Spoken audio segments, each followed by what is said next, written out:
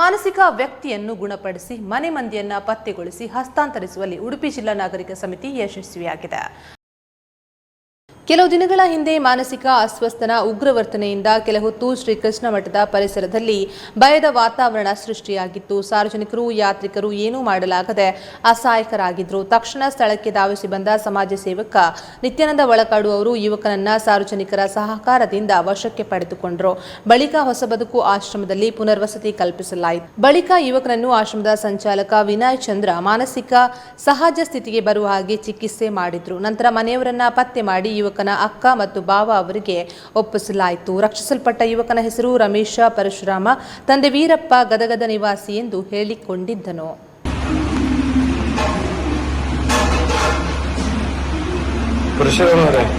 ಇವರೆಂತ ಆಗ್ಬೇಕು?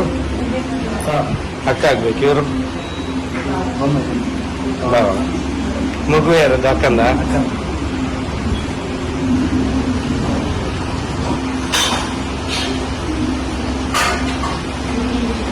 ಹೇಳಿಕೊಂಡಿದ್ದಷ್ಟು ಮುಂದಾಗಿದ್ದಷ್ಟು ಅಂಥದ್ದು ಎಂತ ಇಂತ ಅಂತು ಏನು ಕೊಡಬೇಕಿಲ್ಲ. ಅವರು ಜೀವನವಾಸ್ತು ಒಳ್ಳೆಯ ಇವರು ಬಂತು ಇವರು ಹೊಡಿಬೇಡಿ ಸುಮ್ಮನೆ ಹರಿಬೇಕಿಲ್ಲ. ಎಂತ ಇಡೀ ಅನಂತೇಶ್ವರ ಒಳಗೆ ಮನುಷ್ಯನ ತಲುಪಿದೆ ಮೂಡಿದೆ. ಅದು ಇದು ಉಂಟಲ್ಲ ಸರ್, ಅಂದರೆ ಇವರು ಆವತ್ತಿಗೆ ಎಂತ ಕಣ್ಣು ಬಿಟ್ಟದ್ದು ಕಣ್ಣು ಅದಕ್ಕೆ ನನ್ನ ತಮ್ಮನ ಮಗನೊಟ್ಟಿಗೆ ಚಿತ್ರದೊಟ್ಟಿಗೆ ಹೊರಟಿಗೆ ಹಾಗಾದ್ರೆ ನೋಡಿ, ಈಗ ಒಂದು ಕಥೆ ಆಗಿದೆ. ಎಂತ ಮಾಡ್ತಾರೆ, ನಮ್ಮ ಮನೆಗೆ ಕಳಿಸಿದ್ರೆ ಯಾಕಂತ ಅವರು ತುಂಬ ಅನ್ಯಾಯ ಮಾಡಿ ಹೋಗ್ತಾರೆ, ಹುಡುಗಲ್ಲ ಹೋಗಿದ್ದಾರೆ ಅಂತ ಹೇಳಿದ್ರು.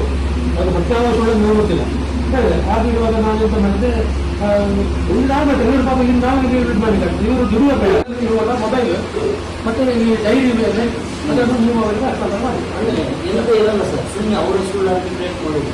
ನಾವೀಗ ನೋಡಿ ಒಂದಲ್ಲ 3 ಒಂದೇ ಸಲ ಅಲ್ಲ, ಇವರು ಅವ್ರ ಜೊತೆ ಬಿಸ್ನೆಸ್ ಮಾಡ್ತಾ ಇದ್ದಾರೆ. ಎಷ್ಟು ಸಲ ಅಮೌಂಟ್ ಕೊಟ್ಟಿರುತ್ತೆ. ನಾನು ಕೈಲಿ ಅಮೌಂಟ್ ಹಾಕಿ ಕಳಿಸಿದ್ದೆ. ಇವರು ಕಳಿಸಿದ್ದಾರೆ ನಮ್ಮ ಬಲ್ಬ್ ಎಲ್ಲ ಮಾರಾಟ ಮಾಡ್ತಾರೆ.